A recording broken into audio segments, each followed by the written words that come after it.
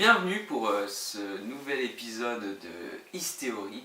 Alors dans cet épisode, nous allons aborder une grande théorie scientifique aussi, qui n'est autre que la théorie de l'évolution. De Charles Darwin. Oui. Un grand homme, très barbu. Entre autres.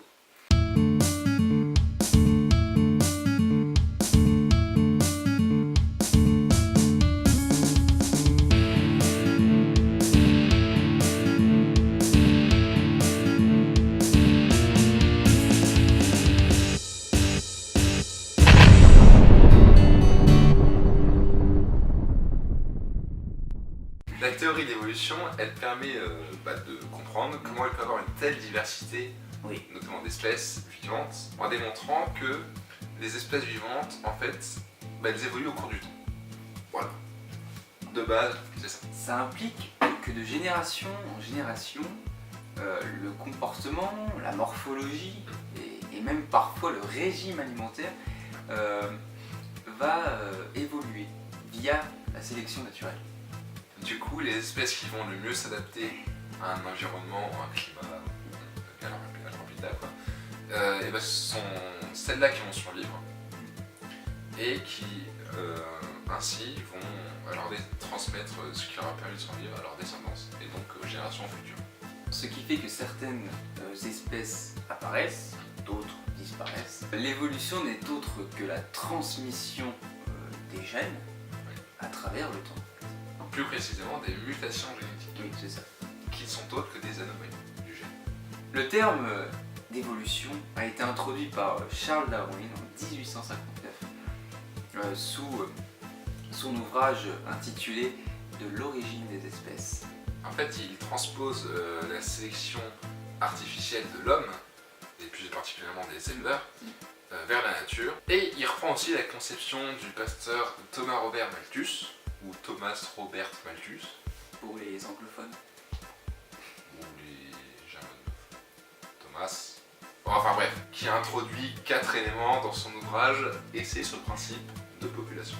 Le premier principe introduit par donc, ce pasteur, c'est de dire qu'un milieu peut contenir un nombre fini d'êtres vivants, mais qu'au fur et à mesure du temps, il y a de plus en plus d'êtres vivants et au bout d'un moment cette limite de capacité est dépassée et donc il y a entre guillemets trop d'êtres vivants pour le milieu. Le deuxième point, c'est la lutte pour la vie. C'est plus adapté aux milieux qui vont survivre. Ensuite, puisqu'on a dit qu'il y a 4 points, il y en a forcément un troisième.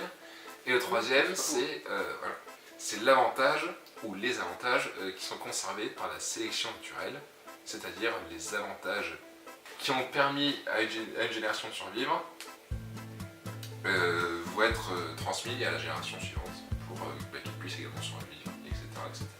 Donc la conséquence à tout ça, Qui est donc le quatrième point. qui est le quatrième point, c'est la transformation des espèces. Voilà, c'est ça. C'est-à-dire que tout ça amène à transformer les espèces vivantes au cours du temps. C'est simple, nous allons dessiner un homme poilu et un homme non poilu qui va essayer de s'accommoder à son nouvel environnement.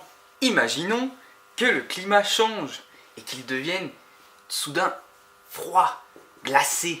Les individus d'une espèce donnée, nés avec une anomalie génétique qui leur confère des poils, vont mieux s'adapter au nouvel environnement et vont plus facilement se reproduire,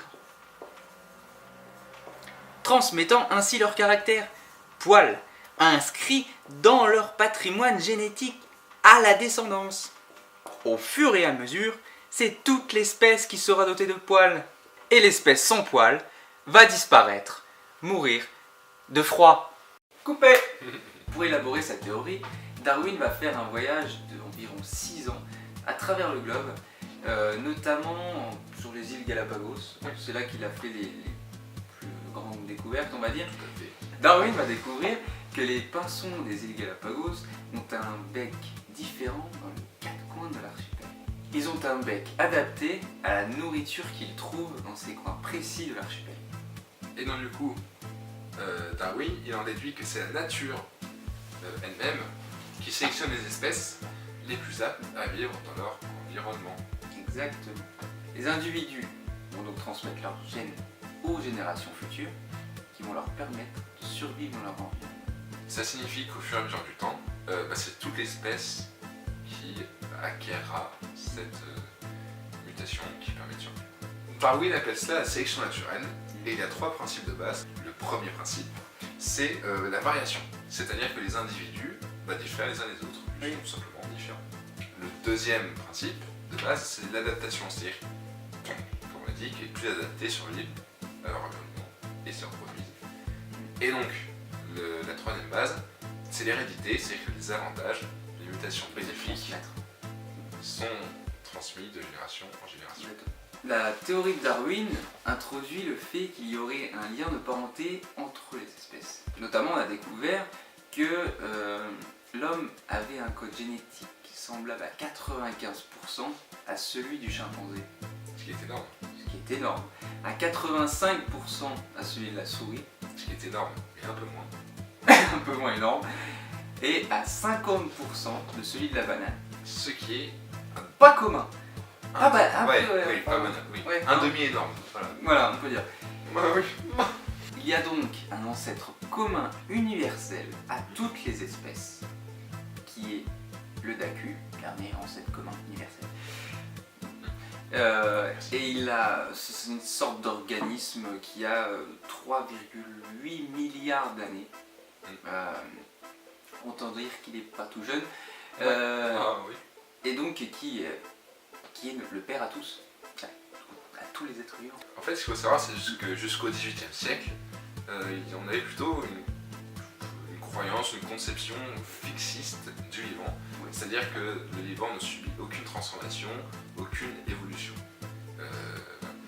C'est une conception qui était du coup restée ancrée dans la vision de l'homme et amplement diffusée par les religions monothéistes occidentales, notamment dans la Bible, qui décrit les êtres vivants, que les êtres vivants ont été créés par Dieu. La théorie de l'évolution, elle va bouleverser le monde scientifique, mais qui du coup l'accueille plutôt chaleureusement, à bras ouverts. Contrairement à la religion. Contrairement effectivement à la religion, qui ne supporte pas l'idée que l'homme est un lien de parenté avec le sang. Le créationnisme s'oppose directement à la théorie de l'évolution. Pour eux, un ou plusieurs êtres vivants ont créé la vie sur Terre, se basant directement sur des écrits religieux. Et du coup, cette pensée-là, elle est largement relayée, et diffusée, et défendue par l'ordre religieux, mais également philosophique. Oui. C'est-à-dire que les créationnistes ont plusieurs arguments, dont celui de la complexité irréductible. C'est-à-dire que, pour prendre un exemple, notre corps possède des organes qui sont beaucoup trop complexes pour être le résultat d'une simple évolution. Comme l'œil, par exemple. Comme l'œil, voilà. Très complexe. Les détracteurs de la théorie de Darwin utilisent certains arguments. Le premier est que l'évolution n'est pas nécessaire. C'est-à-dire qu'aujourd'hui, il existe des espèces dites panchroniques. C'est-à-dire qu'elles sont dotées de ressemblances morphologiques avec des espèces qui sont aujourd'hui disparues. Par exemple, le requin lézard. Voilà. Un deuxième argument utilisé est l'argument du chaînon manquant. C'est-à-dire qu'au cours du temps, on a retrouvé différents fossiles, enfin beaucoup de fossiles d'ailleurs, qui ont permis de retracer l'évolution des différentes espèces. Par exemple, ça a permis de retracer comment on est arrivé, nous les hommes, à ressembler à ça. Voilà. Oui. Et le problème, c'est que pour certaines espèces, dont l'homme justement, on n'a pas retrouvé de fossiles montrant le stade supposé d'une évolution particulière. Et du coup, ça pose problème, et c'est un argument utilisé également par les détracteurs de Darwin, qui disent mais non, on n'a pas retrouvé de fossiles, on a bien cherché. Ouais, ils ont cherché, ils ont creusé, et puis que dalle. La théorie de Darwin va être prouvée au XXe siècle, avec les avancées dans le domaine de la génétique notamment, avec la découverte aussi de l'ADN et donc des gènes qui contient. C'est vrai. Oui, tout à fait. Et dans ces gènes sont inscrits les caractéristiques d'un être vivant. Par exemple, la couleur de ses cheveux, de ses yeux, la taille de ses doigts, enfin tout ce qui compose un être vivant. Il faut savoir qu'il y a plusieurs modèles de l'évolution. En effet, il y a plusieurs théories d'évolution. Tout d'abord, il y a eu le transformisme, avancé par Jean-Baptiste Lamarck, un Français. Cocorico! Eh oui, parce que les espèces, pour lui, elles ne disparaissent pas, mais elles évoluent pour s'adapter à leur milieu et pour répondre à des besoins spécifiques. Jean-Baptiste Lamarck est plutôt méconnu de nos jours, mais c'est pourtant, on peut dire, le premier évolutionniste. Oui, c'est un peu le père de l'évolution. Il a mis Charles Darwin sur de bons rails. Oui, bon, on peut dire. Tout comme le Suédois Carl von Linné, qui a élaboré un système de classification des espèces vivantes. Il est considéré aujourd'hui comme le père de la taxinomie moderne. Oui. Et il a notamment classé les êtres humains avec les singes. Oh, ce qui n'était pas trop bien vu à l'époque. Mais surtout révolutionnaire. Oui. Ça dépend révolutionnaire. Ça dépend. Oui. Ensuite, il y a eu l'évolutionnisme avec Darwin. Ce qui nous intéresse ici. Cet évolutionnisme se base sur la sélection naturelle. Ouais. C'est-à-dire, donc, comme on l'avait dit, que les êtres vivants transmettent leurs gènes qui leur ont permis de survivre. Et donc l'espèce, au fur et à mesure, va de plus en plus avoir ce gène. Et au bout d'un moment, toute l'espèce aura ce gène. Le gène sera donc commun à l'espèce. Ensuite est venu le néo-darwinisme, donc, qui reprend le darwinisme, hein, vous avez compris. D'où le néo. Mais pourquoi néo? Parce qu'ils vont élaborer 3 autres principes qui vont venir intégrer la théorie. Déjà, le premier, c'est que l'évolution est graduelle. Ensuite, on a ce qu'on appelle l'anagénèse, qui dit qu'une nouvelle espèce remplace une ancienne. Et la cladogénèse, qui dit qu'une espèce va se scinder en 2 espèces distinctes. Et ensuite vient l'équilibre ponctué. Très récente. Hein. Très récent. Et qui dit... En fait, c'est contre la théorie de l'évolution graduelle. C'est-à-dire que pour eux, l'évolution se fait par pas, par palier. C'est-à-dire sur des périodes bien précises. Et ensuite, pendant une période donnée qui suivra, il y aura rien. Par exemple, si en 1 million d'années, des cornes nous poussent sur la tête, et il se peut très bien que juste après, pendant 10 millions, 15 millions, 100 millions d'années, plus de mutation n'interviennent sur les êtres humains. C'est des périodes de forte activité d'évolution, forte évolution, et après des périodes de stagnation où rien ne se passe. C'est cela même. Où on vit, on meurt. Telle est la question. Il faut dire qu'il y a beaucoup d'idées reçues sur la théorie de Darwin, la théorie de l'évolution. La première et la plus connue est que l'homme descendrait du singe. Cette idée fortement ancrée dans le cerveau est pourtant totalement fausse. Fausse! Et oui, parce que l'homme est lui-même un singe. L'homme est un animal. Voilà. Cette idée n'est pas très bien perçue, même de nos jours, de comparer l'homme à un simple chien ou un simple chat. Un animal en général. Notre ego est fortement attaqué par une telle supposition, mais pourtant c'est le cas. Et oui, en réalité, nous sommes seulement cousins du singe.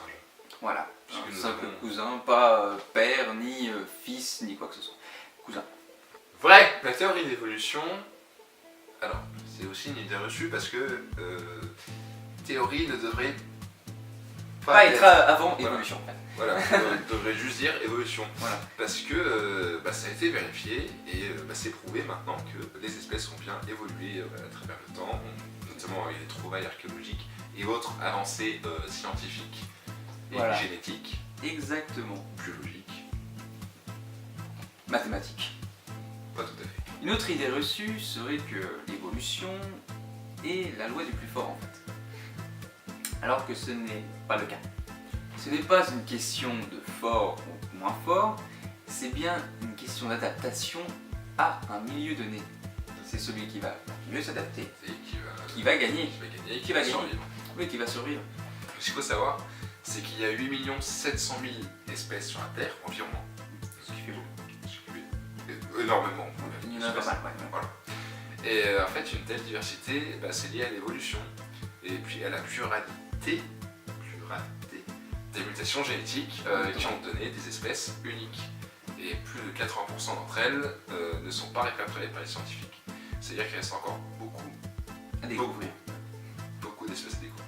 Il faut savoir que les mutations moléculaires sont des petites erreurs, qui se produisent à l'intérieur du code génétique qui est lui-même à l'intérieur de l'ADN. Elles sont aléatoires et la plupart du temps pas spécialement bénéfiques pour leur hôte, ni totalement néfastes. Oui, la plupart du temps, elles sont bénignes. Et dans ce cas, elles ne perdurent pas dans le temps. Si par contre les mutations sont bénéfiques à la survie de l'espèce, elles vont perdurer dans le temps et être transmises aux générations futures via transmission sexuellement sexuée. Le livre de Darwin, il sort le 24 novembre 1859. Et en fait, cette période, la pensée philosophique qui régnait, c'est le positivisme. C'est-à-dire, seules les connaissances et les faits qui sont vérifiés par la science peuvent décrire le monde, les phénomènes du monde. Et donc, aucune introspection, intuition ou approche un peu plus métaphysique n'est possible. Et du coup, ça veut dire que la science serait destinée à prendre le pas du coup sur la religion, les croyances théologiques. Donc le livre connaît un franc succès auprès du public et il s'y intéresse vraiment beaucoup.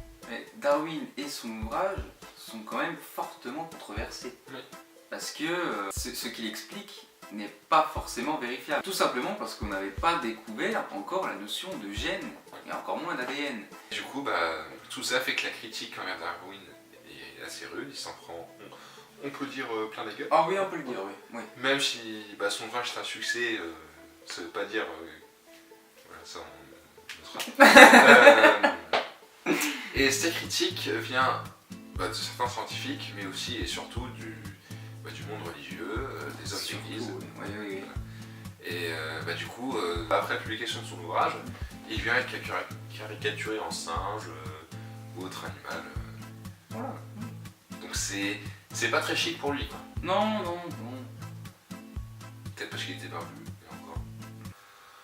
Mais cette explication est beaucoup trop molle, n'est-ce pas? Hein? Cette explication est beaucoup trop molle. Je peux tu t'es endormi forcément, mais la preuve, il s'est endormi, c'était beaucoup trop mou. La relativité. Alors, pour conclure, ce qu'on peut dire sur la théorie de Darwin, c'est que ça fait quand même bien marrer de dire qu'on a 50% de ressemblance avec une banane. Oui, parce que en plus de ça, je vais te dire, j'aime bien la banane. Merci d'avoir regardé cette vidéo. Merci. Pourquoi pas, si vous l'avez aimé, de mettre un petit pouce bleu. Oui. De la partager via les réseaux sociaux qui existent et de vous abonner pour ne pas louper les autres vidéos. Et donc, en attendant notre prochaine vidéo, portez-vous bien, soyez curieux. Et sortez couverts. Et oui, c'est important aussi. Très important. S'il pleut. Par exemple.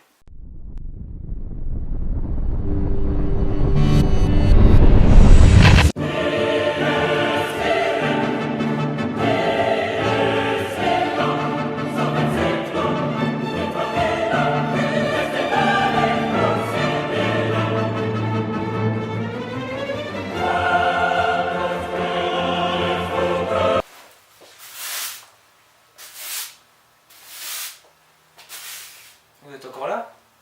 On n'a pas de scène post-générique, mais on n'est pas Marvel. Si, c'est mieux.